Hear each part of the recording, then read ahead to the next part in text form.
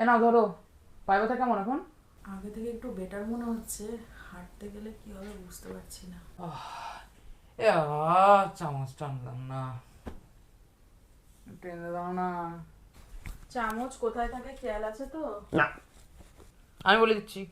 আরে ঠিক মতো না বললেও খুঁজে পাবে না তো।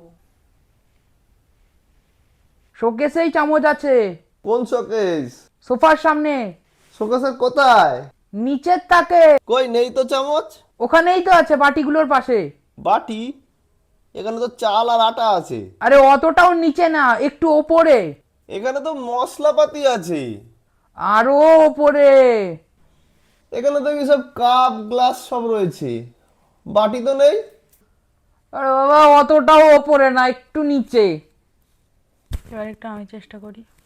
শোকেসের একদম ওপরের থেকে কি আছে? এখানে অনেক গ্লাস আছে।